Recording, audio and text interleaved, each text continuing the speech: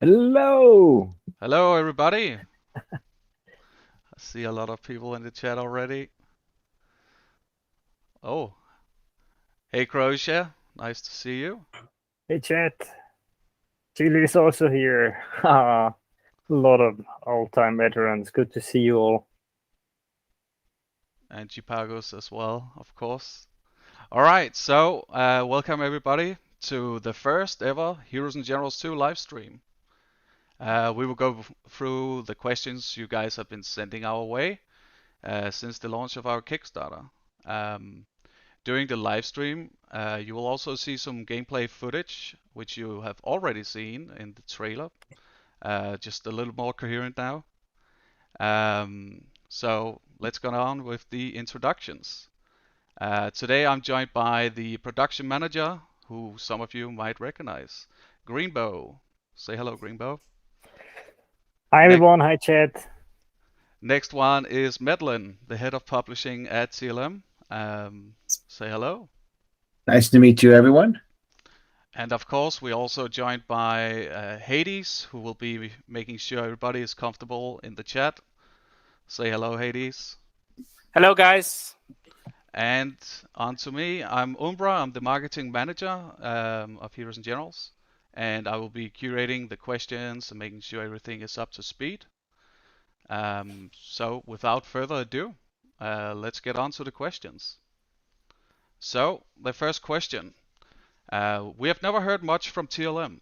Could you explain what TLM as a company does and works on? I'll take this one. So TLM is it stands for Truly Likable Monsters. We've been around since about 2017. We are considered a co-dev studio, like a third-party studio that helps out first-party games. We've worked with companies such as Activision, Riot, 2K. We've broken down into three divisions: TLM Partners, which is kind of our co-dev; TLM Tech, which is our TLM Labs, which is our tech division, which has our tech stack; and then TLM Games, which obviously Heroes and Generals is part of. So long story short, we have a lot of expertise. We have a lot of great development work, a lot of great engineers, a lot of great artists, with a lot of experience working on AAA games. And we consider ourselves more of a AA, AAA game studio, but we're really happy to be working on Heroes and Generals franchise. So that's who we are. All right. And the next one, will Heroes and Generals be a port or a completely new game? I think I can answer that one. That's actually a very important one. It's going to be a completely new game, right? Not going to be the same as Heroes and Generals. It's going to be complete revamp of everything. And why? I think there was a follow-up question, right? Why don't you just port the old game over? That was asked a lot recently. There are several reasons for this, but first of all, we have to rebuild everything because we can't carry over the old code base. The assets are not compatible with the new engine, and we really want that new engine, not only for a better look and feel, but also it gives us the opportunity to really make the game fundamentally different, modern, and yeah, also get rid of some issues of the old game that I think if you have played Heroes and Generals, you might be aware of. So we want to restart from the ground up anyways, so there's no reason not to improve the experience at the same time, right?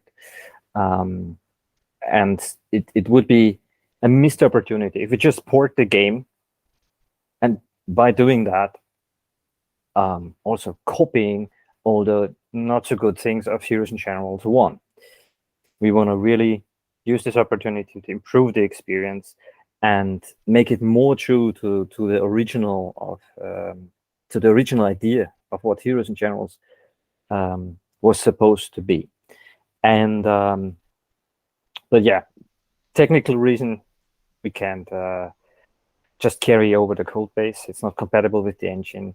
And logical reason, it would make no sense to do so because we actually want to make a new game that is different in many, many areas. All right. So what are the advantages of using a new engine over the old one? And can they expect new content to be created at a faster rate? I think I can follow up on that one as well. The old engine is literally preventing us from making the best experience we can. So this is kind of like this huge monolithic chunk of stone in front of us that we have to move around all the time, just to nudge it a little bit, right? And this is probably the main reason that there is no other option. Flash is no longer supported. The 3D engine is outdated. Reworking a custom engine just doesn't make sense for us. Also, TLM is an Unreal developer, not only, but also. And so we have a lot of expertise in the team. It's one of the most powerful engines out there, the whole industry. And we can achieve way more with the same resources if we make the switch. So that's a yes and a yes. And we were very limited to what we could actually do in Heroes and Generals 1. Because, yeah, not only the code base has grown so much, but also the engine is extremely difficult and resource intensive to work with. And now also so many tools in the front end, in the back end, are outdated or even no longer supported, like Flash. Yeah, I'll add on, Peter. Like when we look for when we acquired the IP about a year ago, I think that was always the intention, was that we knew that there was going to be limitations in terms of where the tech could take us. And as we wanted to reboot the franchise, we wanted to put it onto an engine that we had expertise on, which was on the Unreal Engine. So that was always foreseen. And to point out, Peter's correct. The further and further we get away from certain technologies like Flash, it's no longer supported. As we get as things get as graphic cards, as anything else keeps getting improved, obviously we can't keep making changes on our end. And so it just made sense. This was a good time to do it. We also want to make sure that operating costs are reasonable for us. And in this case, it was starting to get a little bit out of hand. So we had to make that decision, and we're looking at that now. And that's why we made the decision to move to Unreal. Okay. All right. Maybe before you continue, Mikko, there is an interesting question in chat. I think that fits into that category. Why call it Heroes and Generals 2 if it's going to be a new game? I'll answer this one. I mean, the answer is pretty simple.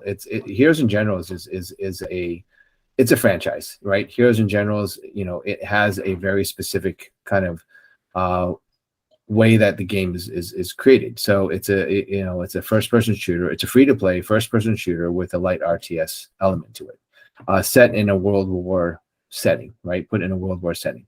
We're not changing that. That's still going to be the crux of it. All we're doing is we want to make sure that number one, we go back to that original theory of what we wanted to create. More importantly, what the community has been asking for. And the second part to that is it's still Heroes and Generals. It's still going to be a Heroes and Generals game.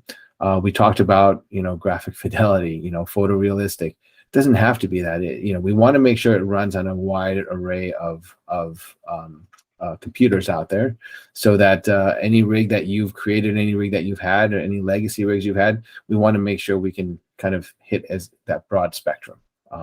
So we are not those new flashy games that are going to be coming out on consoles. We do want to get on consoles, but we want to be that game that everyone has accessibility to play. And that's always been a hallmark of Heroes and Generals. So that's why we're calling it Heroes and Generals 2, the next war. Yeah, maybe to add to that, and also to the previous question. So yes, it's going to be a completely new game, but it's going to be true to the original idea of Heroes and Generals. So it's still going to be a Heroes and Generals game, right? So you will have this shooter game combined with lightweight RTS, massive war experience, right? Correct. That's Yeah. that's the real idea behind Heroes and Generals, and that's what we want to provide with Heroes and Generals 2 in a much better way than Heroes and Generals 1 could. Yeah, so in short, there is no Heroes and Generals without a persistent war. Yeah. All right, moving on to the next one. Is there any option to keep some of the progression we have made on our accounts? So first of all, we hear you. As an avid player myself from 2012, I understand the value that you have put into the account, all the things you have unlocked for all your different soldiers. So currently we're working on a few things. Firstly, since the game will be built from the ground up, we will have to find a way to marry the data from Heroes and Generals 1 to Heroes and Generals 2. An easier way to say it is account linking. And this would allow us to figure out what items can we carry over, but most importantly, what items do you want to be carried over? Unfortunately, we can't do a one-to-one, but we are very flexible in the things we can bring over. So please let us know on our Discord or on our social media channels what you would like to see. We have thrown around some ideas, and some of them being the Veron helmets that we want to carry over. A lot of people treasure that because it shows that you were from that specific year and been with the game for such long, and that would be something really cool to introduce in Heroes and Generals 2 as well. And next one. What will happen to Heroes and Generals 2 if the Kickstarter does not succeed? Well, well, we don't want to focus on if it doesn't succeed, but we are looking at things. We'll cross that bridge when it comes to it, but we are looking at other ways to fund it. We are looking at other things to do. So don't worry, that's not the end of the road for us. Will you get your money back? The Kickstarter campaign is an all or nothing. So you've actually given nothing so far. If you've pledged to the Kickstarter, that's all you've given us is the pledge that you will commit to that. So there's no money that's been exchanging hands. Will H&G World War II still be shut down? Yes, the original one will be shut down. To a certain point where our developers and our engineers, they need to move on to other projects that include Heroes and Generals 2. But for the most part, the burden to keep Heroes and Generals alive is just the operating cost is just too high. Okay. All right. Will you provide a timeline or roadmap? So we actually have something to show you guys. So let me just bring that up. So this is our first take on the roadmap. As you can see, it goes through several different phases. We marked out the Kickstarter phase for full transparency. Medlin, if you have something to add, please do. Yeah. The overall idea of we want, people are asking for a roadmap. We're obviously going to give you a version of it that you can see here.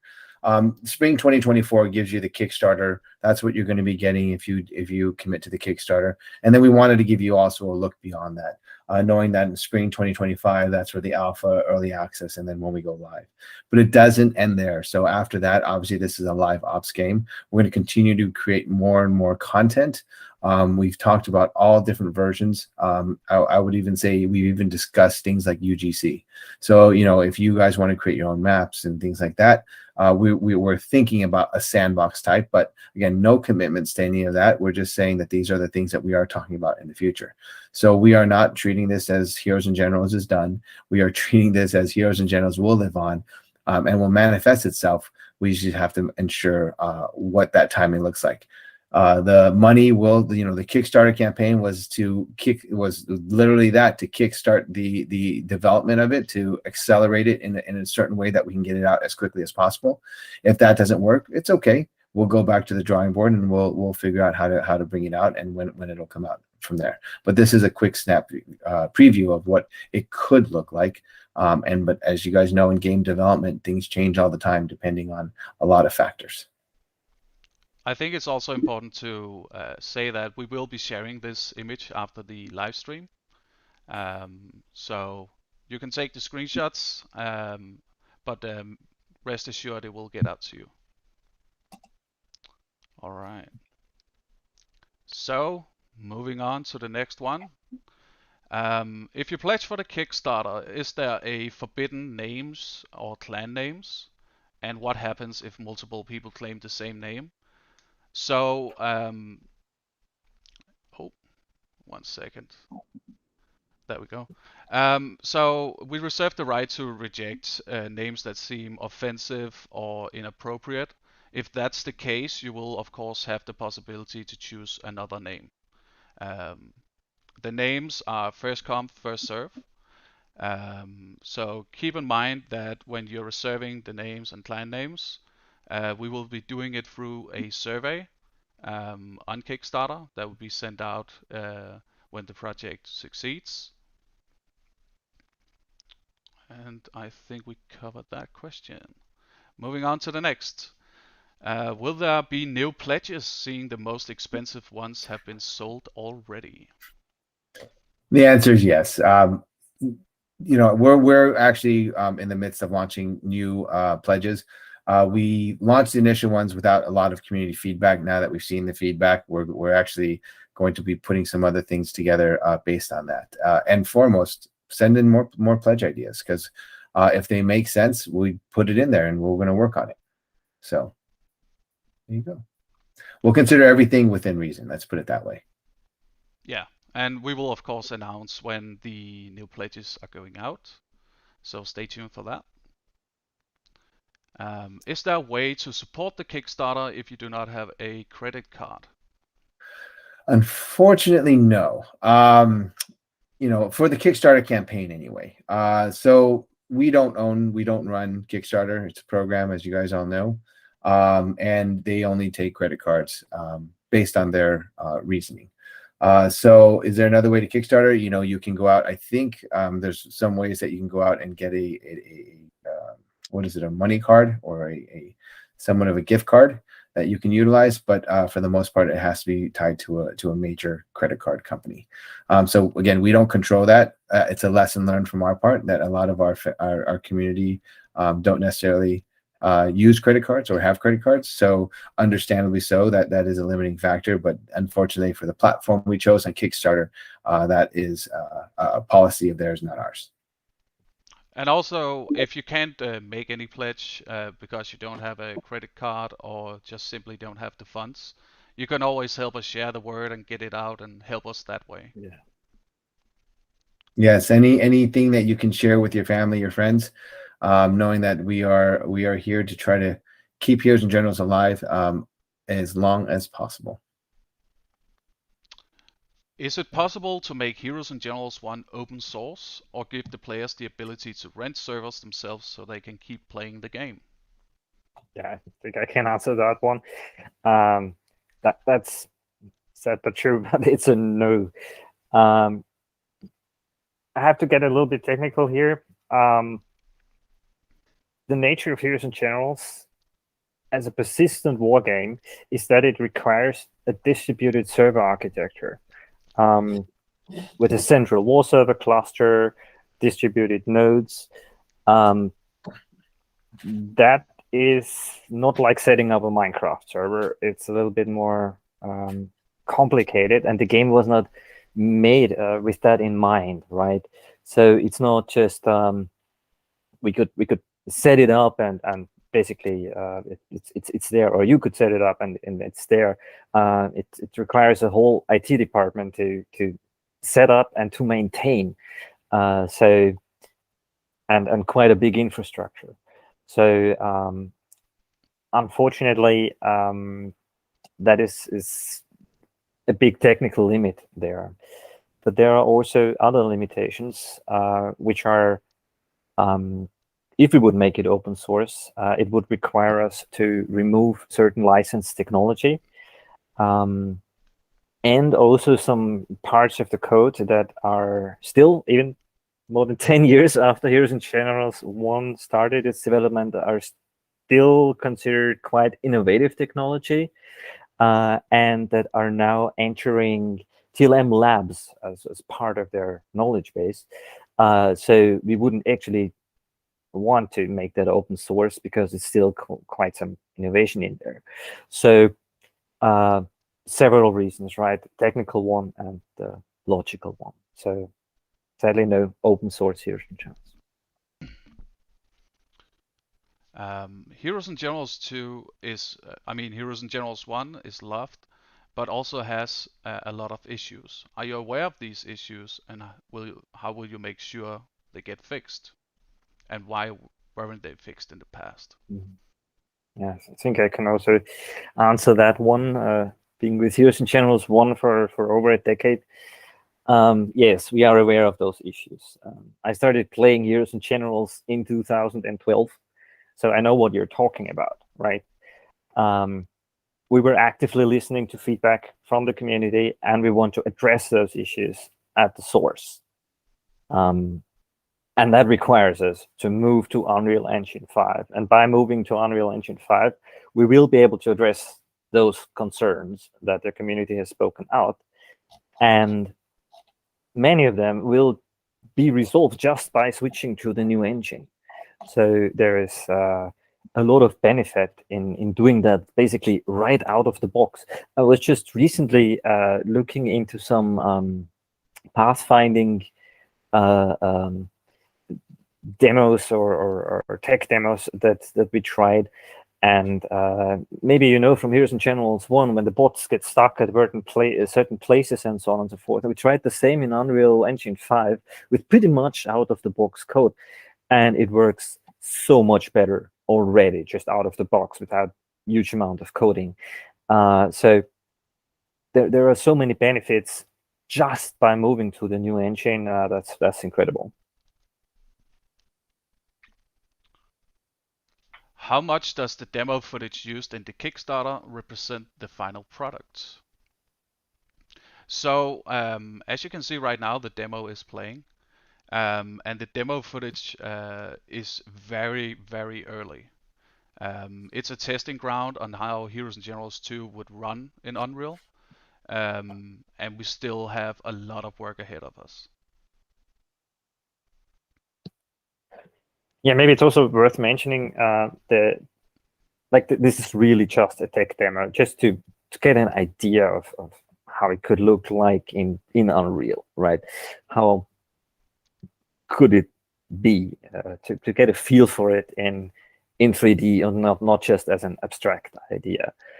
So this does not represent any form of final gameplay or whatever.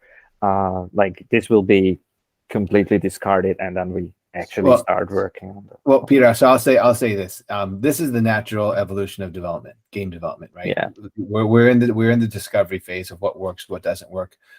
We are taking feedback, making sure that what we look at in the game, what we're building in the game, what the feedback that we're getting from the community can work on this platform. So that's where we're at. Like, to say that it is early. I will not say that this is the final version. I will not say we're going to discard everything, but what we are going to do is we're going to continue to learn. We're going to continue to develop. Our engineers are getting better at what the concept is. And the most important part we always talk about is how to find the fun in the game. And I think that's the big thing is understanding how to balance that idea of a persistent war, all the battles, all the missions, all the different aspects of the games, what's the right amount of grinding you have to do for your players, what's the amount of gold that can be spent, but ensuring that this is not pay to play, all of these things, and then giving everyone a really that enjoyable experience that you have when you're playing a game. All that is found from a starting base, and I would say from what we're looking at in the development of the game, this is our starting base. So that's what I would say is we don't discard things. We look at things, we look at games, and we look at it and say, how do we continue to develop from this point? You got to start somewhere. This is the ground floor. That's where we're at right now. Yeah, but still important. Please don't take what you see in the demo as kind of like granted. This is how it's going to be. To give an example, in the demo, you can see a tank in third person. and you're able to shoot while you have your head outside, things like that. So this is just to demo a tank. This is not how tank gameplay will look like, most likely, right? So that's the important difference here. So please don't take anything you see in the demo as final or as decided. When you look at the roadmap, right, you see that actually a lot of the design phase still has to happen. So nothing at the moment is set in stone. And yeah, when you watch the demo, please keep that in mind. And moving on to one of the most important questions: will whistling and bicycles be added? That is our intention, absolutely. So like anything that has to do with what makes Heroes in general so unique, we are definitely making sure and doing everything in our power to make sure that bikes and whistles are included. Do I require a better computer to run Heroes and Generals 2? So we already went through that earlier, but it's definitely super important for us that the majority of our player base can actually run it. And that's also one of the really great things about Unreal is the optimization possibilities. There's so many technologies especially in the newest version, that haven't been fully utilized in AAA games yet. And those focus a lot on optimization, frame rate, and making sure the game still looks really good. Yeah, it also gives us a lot of flexibility out of the box, right? So basically, in Unreal, you have a broad spectrum of graphics fidelity that you can control, and so if you have like a not so strong computer, you can still run it, but just with reduced graphic settings, and that comes more or less included with Unreal, which is really cool. So we have much more flexibility actually than even compared to the previous engine, even though that is like very old. But yeah, accessibility is key. That's when we're designing this game. One of the things that we've talked about a lot is about accessibility. Because of the nature of this game, we need a lot of people playing it. So we want to make sure that there's a lot of accessibility, whether it be on expanding beyond the PC, but for the most part within the PC world, making sure that there's complete accessibility there as well, without degradation of the quality of the gameplay. Okay. Especially in the free-to-play world, right? We kind of would shoot ourselves in the foot if we make it like only accessible to the top 5% of people with the top gear, right? That would not work in the free-to-play world. You have to address a wide audience of potential users to make this concept work.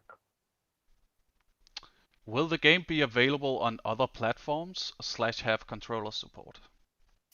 Well, right off the bat, that's what UE allows us to do. I remember the first time we started playing the demo amongst ourselves. The first thing I did was plug in a controller. So I can assure you that it works from a controller standpoint. And from the other platforms, absolutely, that's something that, again, we want to explore how far and reaching we can get this game beyond just the PC. But we are just, don't get me wrong, we are going to start with a PC and then expand beyond that using that. We're even looking at things like companion apps with mobile.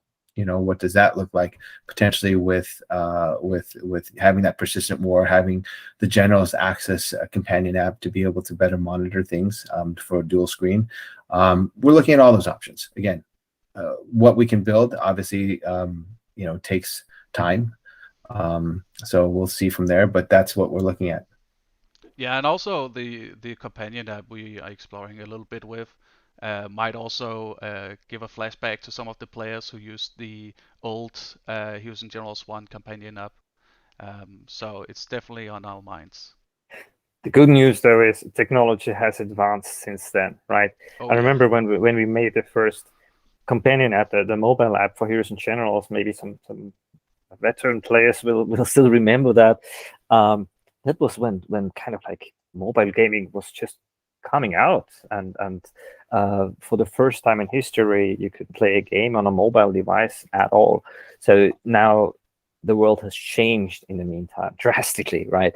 So there's much more we can actually do in that area. So we will definitely look into that as well.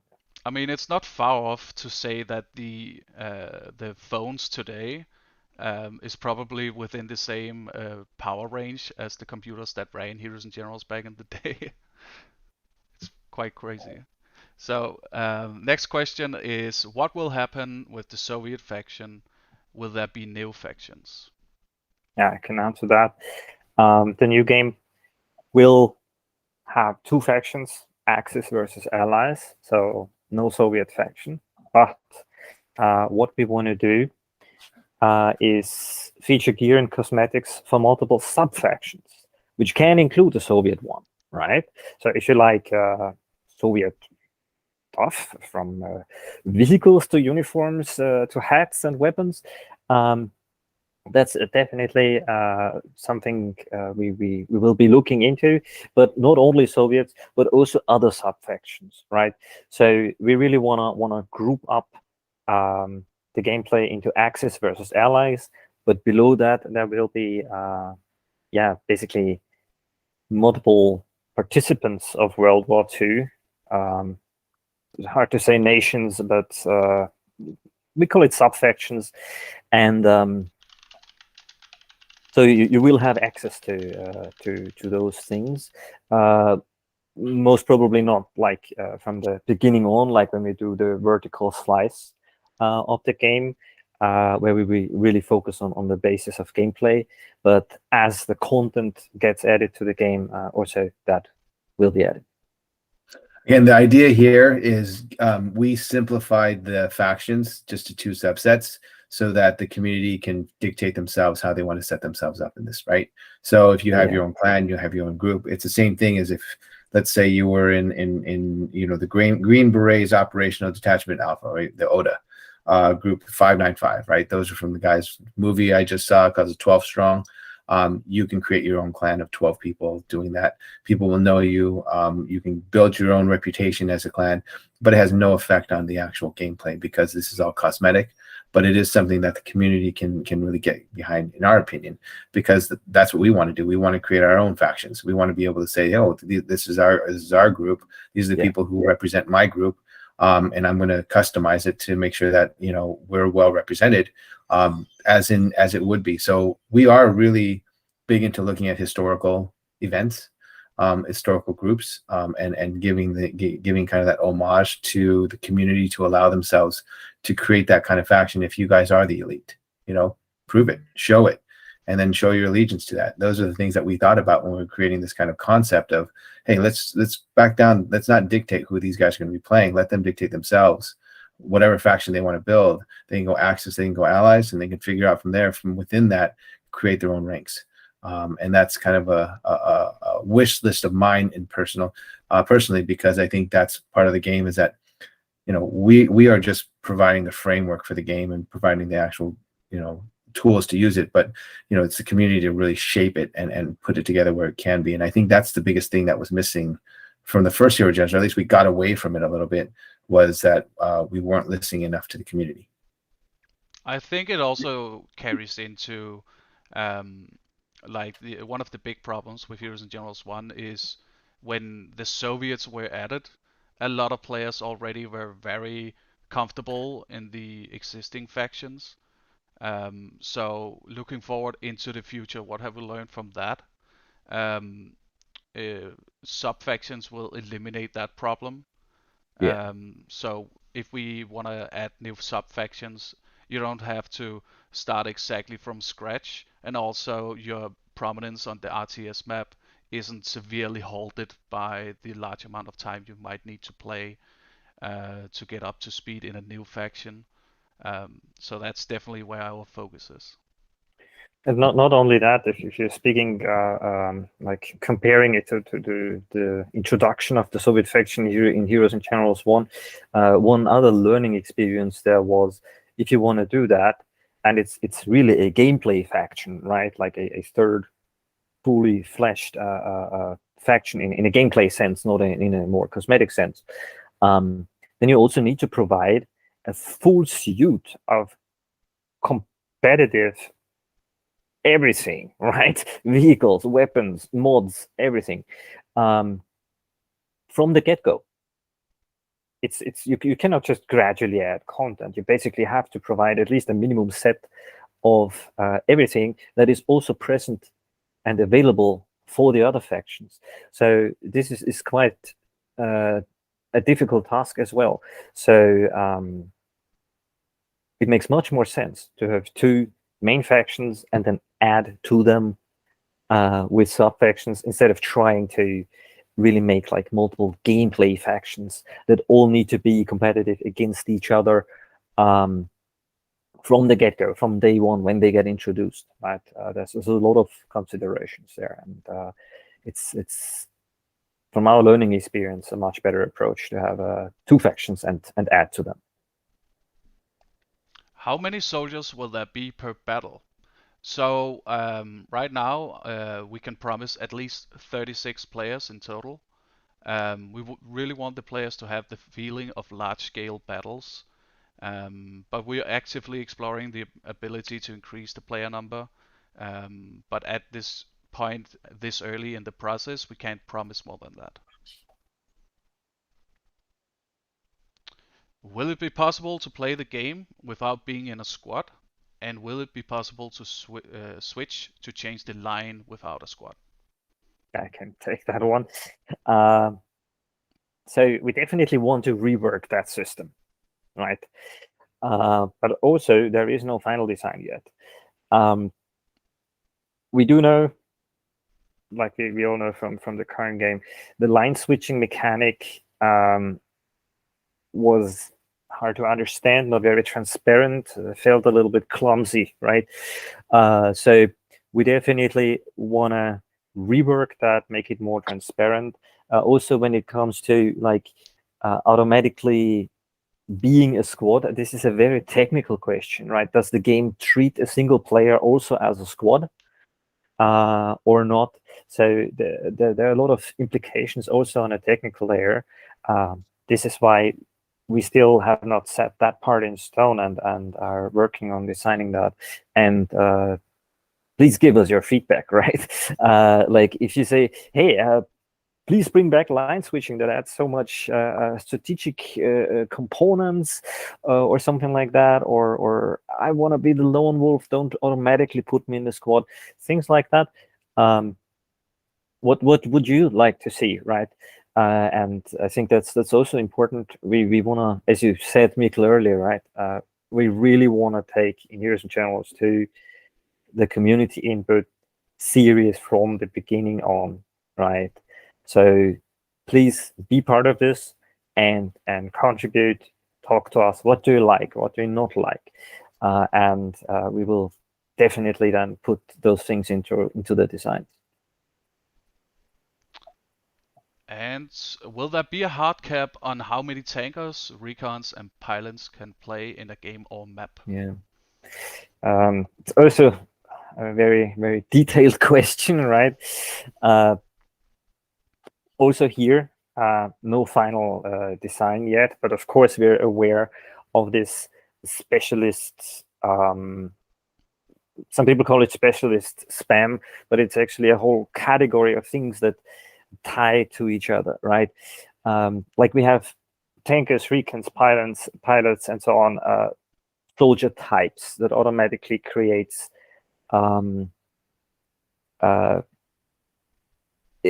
system where you are a certain class, and then you're limited to that class, and maybe by coincidence 16 players in a battle want to play tanker at the same time, right? What do? Do you put the hard limit there or not? And both has pros and cons. If you are doing a hard limit, which actually some old veterans might remember, we had that with the Soul Team slots, that there were only like 2 tanker slots, and people started to fight for those slots and even team killing for available resources just so they can play the tanker now. So that's the downside of hard limits. Of course, not having any limits is also not ideal, because then you might end up with 18 pilots and nobody's capturing on the ground anymore, things like that. So there's a lot of things we learned from how things worked in the different stages of Heroes and Generals 1. And here again, we'd like to give you the opportunity to voice your opinions, right? Are you more in favor of a hard limit? Do you like a time-based system like we currently have in Heroes and Generals 1 that kind of like incentivizes you to not spam tanks all the time? Or could there be a deploy queue, like you queue up for a tank and meanwhile you play as infantry or something like that? There are a lot of possibilities, so please get back to us and tell us your thoughts about that topic. Yeah, we want to see what works and what is most importantly fun, because nobody enjoys just getting powered by planes all the time, and nobody likes waiting to get the plane that new tank that you just got. So yeah, let us know. Will there be an RTS element in Heroes and Generals 2 like the current game? I'll definitely take that one. You know me, I'm a big fan of the RTS part of Heroes and Generals. I've always been, and yes, absolutely, Heroes and Generals would not be Heroes and Generals without the RTS element. But Heroes and Generals 2 will be a much more integrated experience. It will not feel so much like two games that you're playing at the same time, like a little bit of a strategy game and a little bit of a shooter game. It will feel more like one game, which is also caused by the fact that we have one engine and not like a Flash client and an action game and other applications running, right? So just from a technical level, it will feel like more one game, but what we really want to give you is this persistent war experience. So TLDR, yes, we love the RTS. The design is not final. There are a lot of aspects that we definitely want to see there, right? For example, nobody likes to wait 8 hours until their assault team deploys or things like that. So we will definitely tackle those issues and make it much more interesting and fun to play also in the RTS side. So when it comes to real fundamental changes, probably the RTS is going to be on that side. And we're also planning some prototypes for tests and for balancing. The objective there should be that the RTS should be at the core of the experience, and how the layers influence one each other. That is important, right? So how does the RTS affect the action game?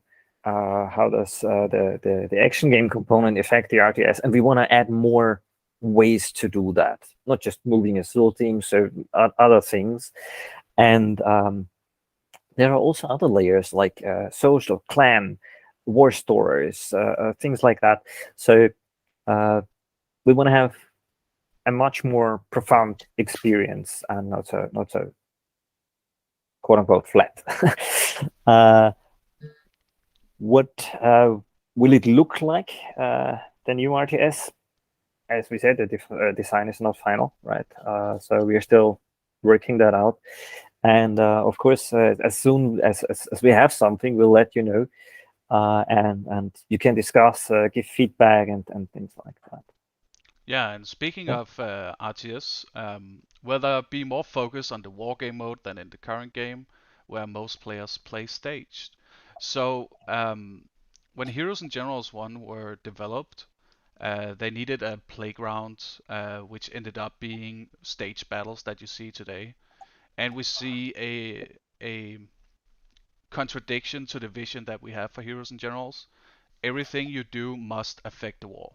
Whether you die in vain or whether you die taking out several tanks or something like that, that needs to affect the war. And stage battles did not fit into our vision for Heroes and Generals 2. We do understand that some players just want to get home, kick their feet up and play a few games, and not be shouted at by generals who are losing their resources in a tight position or something like that. For the initial release, everything will be integrated into the war, and then we can look towards creating a different way to interact with the war. But Yeah. sorry to interrupt you there, but I think that's important, right? That's more like a question of the system, right? Because currently the system is made in a way that if you do something wrong, you have quite a big impact on the war. But if we make a different system, for example, and I'm really just brainstorming, right? For example, multiple battles for one objective on the war map, multiple, and not even battles. There could be missions, right? There could be extraction missions and things like that, like things that can influence how the next battle plays out, things like that. So that also affects the war directly, not with just some abstract resource numbers, but directly, and is nothing that a general can be mad about, right? A general might be happy that someone takes on these maybe not even PvP battles, but more co-op or solo battles and things like that, and kind of like influences the war that way, so that the general actually gets an advantage from it, and not a loss in resources, in quotes, right? So I think this is really a matter of the system, and with the new design that we are working on, we really want to open up the possibilities there, right? So generals don't have to be mad about losing resources just because someone just comes home and wants to waste a few planes, right? Why not? So yeah. All right. Will you have new maps or recreate the current ones? So yes to new maps and yes to the current ones. So we want to take a look at the maps that that fits the Heroes and Generals vision we have for the second game. But ideally, we would start out creating a map that features everything that is Heroes and Generals. And once we have that first map out, we can start looking, how do we expand this? Do we need more city maps? Do we need more mountain maps? Stuff like that. So definitely yes and yes. Speaking of maps, I think it's important to note that with the abilities of the Unreal Engine, we are also looking into experimenting with how can we make the maps more dynamic in all kinds of ways. It goes from destructive environment to partially procedurally generated elements or things like that, or procedural elements. And that then also plays into possible RDS, FPS interactions, right? So for example, something that happens on the strategy map could then affect how the map really looks like physically looks like, maybe even while it's played or something like that. So there's a lot of not just some research to be done in that area to see what actually are the possibilities that we have here and play them to the full extent. And speaking of destructible environment, will that be a destructible environment? If yes, will it stay damaged if you fight multiple war missions on the same map? So Heroes and Generals 2 will feature destructible environment. We have yet to determine the capacity because we want to make sure it works into the balance of the game. And we're also currently designing how multiple war missions would affect the map. So that would be like war-torn buildings after several battles, craters, bomb craters. So yes, the decision is not final yet, but we will have a destructible environment. Will there be an integrated clan system? I'll take that one. That's definitely our goal. Because an MMO game without a clan system, I think is especially in a time where social gaming is a catchphrase, right? It's important. So it's definitely our goal, but we might not have that for the first release, like the vertical slice that we're talking about for the Kickstarter. It's more like an add-on. But having clan mechanics to reinforce synergy and collaboration is something that we definitely would love to see. And clans are always encouraged, no matter what. So we also have to think about how far or how much do we integrate clans, right? This is just a logical grouping of people, and what we would like to do more is integrate them much more, right? To say there are clan insignias, and so basically that goes into cosmetics, but also into gameplay, where we say there might even be clan tournaments in the game, things like that. So that's all on the table, and as I said, none of this will be in the first release, but it's definitely our goal. Heroes and Generals 2, World War II has a lot of battles where clans finish battles in 5 minutes, destroying their opponents. Are there plans to do something about this, while at the same time making sure the game remains fun for clans? Well,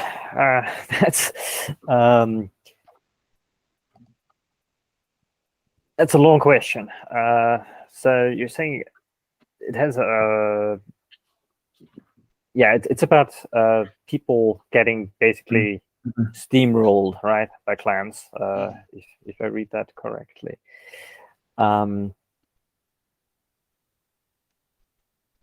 Yes, we definitely want to do something about this. Yeah, but like it Greenbow also said, when you look at the clans, even though they are third party and have their own Discord channels, we really want to facilitate that, but still not have them affect the general population of the game, which is also why we're looking into tournaments where clans can battle it off and see who is the best clan. Because currently in the game, when you load it up and you get against a full team of clanmates, they just tend to steamroll and snowball the whole map and finish it really quickly. And we really don't want that to happen in Heroes and Generals 2, which is why we're looking into how can we make clans a more integrated part of the game. Yeah. So I think what this question actually boils down to is more like a balancing question, right? And we will have to revisit all balancing layers, player number balance in the war, or mission balancing, and the balancing of different skill levels. And I think when we do that, the experience of a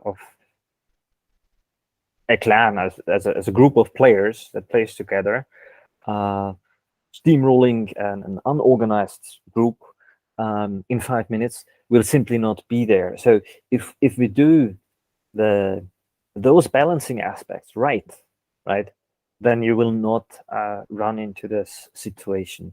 So it's actually the what you experience there, right? Is an indication of a balancing problem, and we definitely wanna revisit all balancing layers. So we want to make sure that you and your clan meet worthy opponents, and vice versa. If you're not in a clan, that you don't get overrun by highly organized teams, right, that play very well together. And I mentioned it earlier. One thing that we're also discussing, this is not in any design yet, and for further down the line clearly, is to even offer special activities for clans, like clan tournaments, where they can really show their skills against each other, right?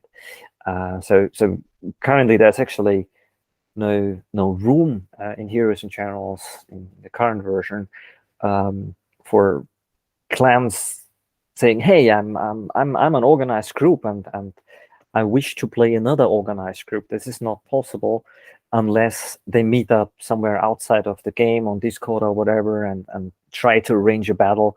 But it's really difficult. So we're definitely discussing building that into the game. So I think this will also relieve a little bit from the pressure that the clans are currently putting onto the game, right? They're just roaming around and trying to find worthy opponents, and that's what it comes down to. And we definitely want to ensure that in Heroes and Generals 2 they will find those worthy opponents. Will there be a co-op game mode? I'll also take that one, I think, because it plays into this whole thing that we talked about in the previous questions. So at the moment, we are focusing on solidifying the core mechanics, right, of Heroes and Generals 2, and that means there's not going to be a co-op game mode in the vertical slice. That's going to be most likely an assault type game mode. I think that's even in the roadmap we saw and that we will share with you. But in the long term, we would definitely like to have more game modes like co-op or extraction missions. I also mentioned that earlier, to widen the experience and also to suit different play styles. Right? Not everybody likes to play like competitively and maybe not even likes to kill in games or something like that, and that is very legit. So why not extracting some information, right? Or maybe fighting a Normandy battle together with your friends against AI opponents or something like that, just to name a few ideas. Will flying planes work the same as in the current game? So we do want to improve the game feel of flying and what it feels like to be a pilot, but also what it feels like to drive any other vehicle in the game.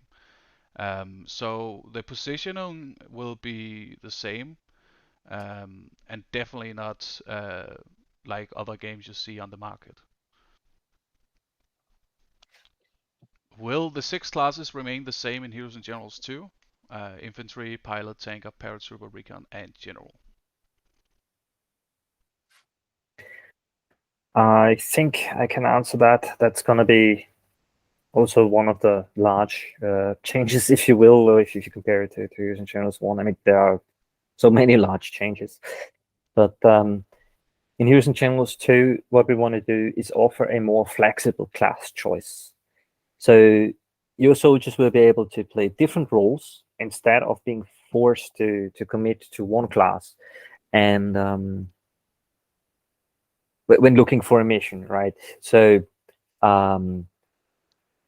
imagine very old MMORPG games, right? There's your stereotypical mage and a healer and a tank and so on and so forth.